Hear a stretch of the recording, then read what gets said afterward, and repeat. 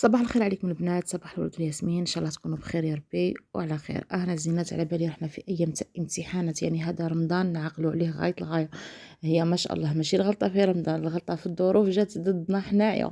الامتحانات، العيد، قاطو العيد، رمضان، وكما نقولوا طاوله رمضان من جهه. الحمد لله يعني، وحنا ان شاء الله غادي نساعدكم في واحد الوصفات اللي غادي ساهلين وتصيبوهم. انا جبت لكم زوج انواع تاع الحشوات.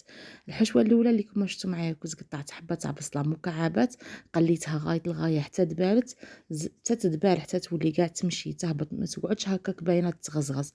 زدت عليها كميه تاع كفته حتى هي قليتها كما راكم تشوفوا معايا، قليتها غايه الغايه.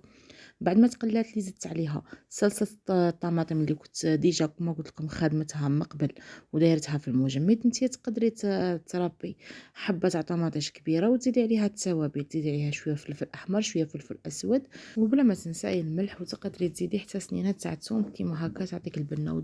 وتقعد التوابل على حسب الرغبه تاعك، تقدري تنقصي تقدري تزيدي.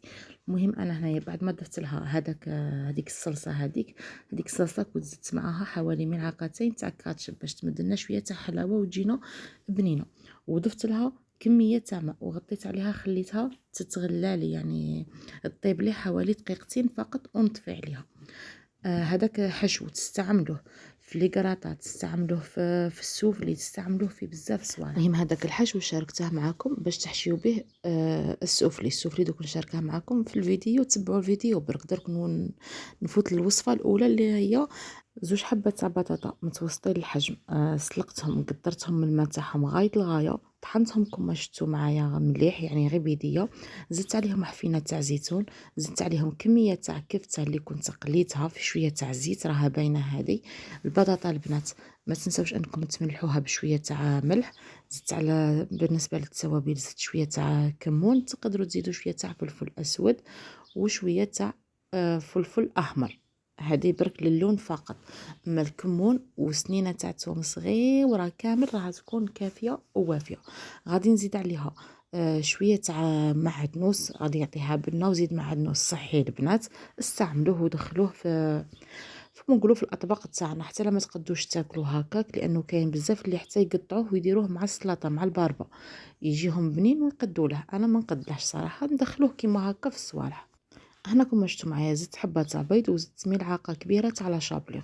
الا شفتها عاده طلقت لي وعاده كما نقولوا الخليط نتاعي جاري، نزيد لها شويه تاع لا شابليغ ونشكلها بهذه الطريقه. البنات كما راكم تشوفوا معايا كوري، تبغوا ديروهم كوريات، تبغوا ديروهم كيما هكا على شكل بيضاوي ولا اصابع سموهم كيما تبغوا البنات.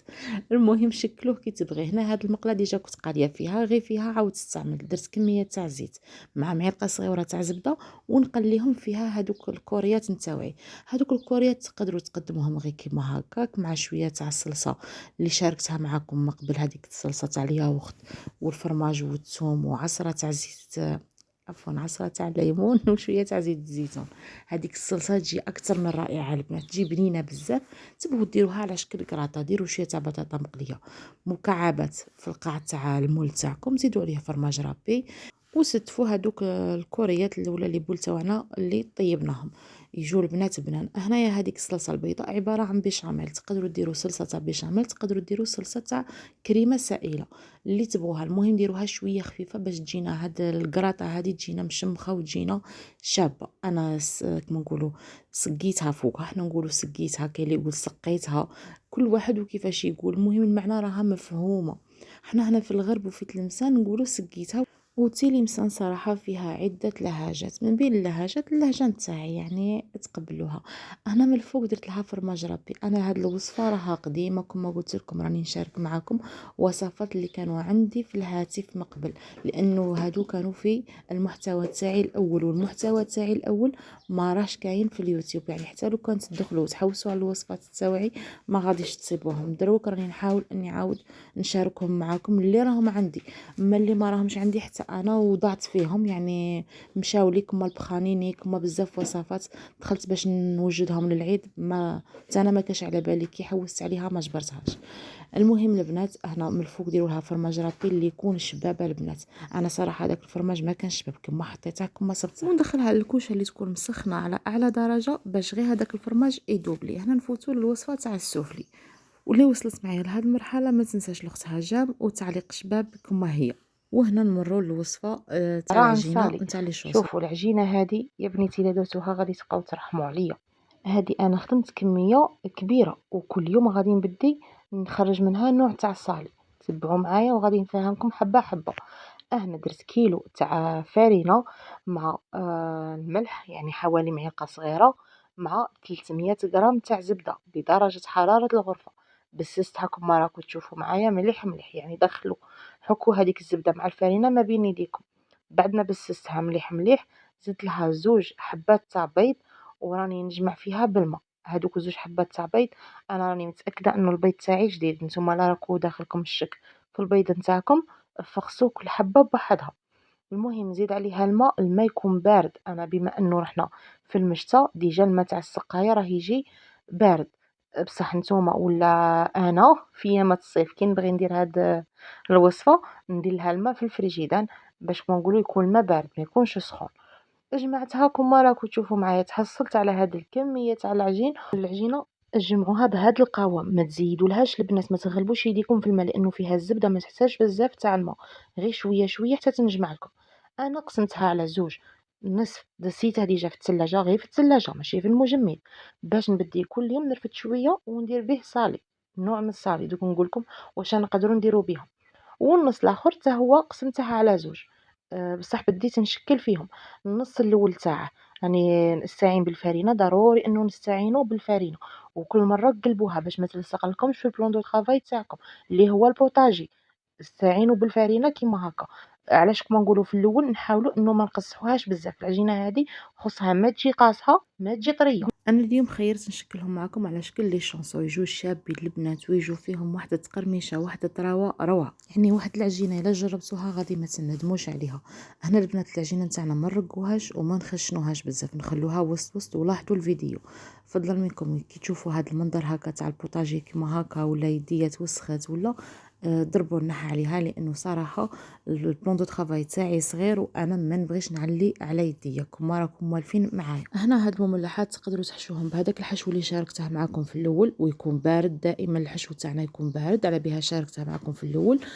كما تقدروا تحشيوهم بحشو اللي هو نتاع الخضره تقليو الخضره تاعكم غايه الغايه اللي يكون فيها الفلفل البصل زروديه مرابيه. ما ديروش غير البطاطا لانه البطاطا تعجن الحشو ما يقعدش شباب. ولا درتوها قلوها بوحدها رابيوها وقلوها بوحدها واللي وضيفوها للحشو مع انه ما نفضلهاش في الحشو كيما هكا. وتزيدوا عليها صلصه الطماطم وتخلوها تتعلك لكم وتجيكم شابه. انا كل خطره واش ندير اختار ندير هذا تاع الخضره اختار ندير اللي درتها معكم في الاول. ودول حاجه هو في التقليه وتضيفوا فرماج للحشو. البنات يجي شباب روعه. لا هذا الحشو تاع الخضره كي تقليو الخضره تاعكم غايه الغايه لا الحشو الاول اللي شاركته معكم. هنا نبلعهم بهذه الطريقه ونعاود نزير عليهم بالشوكه ولا بالفرشيطه. حنا نقولوا فرشيطه. الفرشيطه كي تشوفوها تلصق لكم خطره على خطره ديروها في الفرينه. كما تقدروا تحشيوها غير بهذا الحشو شويه تاع فرماج في القاعده وشويه تاع كفته. الكفته هذيك وتقاليتها دوك تشوفوا معايا غير في شويه تاع زيت شويه تاع زبده قليتها حتى تقلات لي وقلعتها على النار. يعني كاين اللي ما يبغيش صلصه الطماطم كاين اللي ما يبغيش البصل ولادها ما يبغوش البصل. كل واحد وكيفاش تقدروا ديروا غير هذه الطريقه.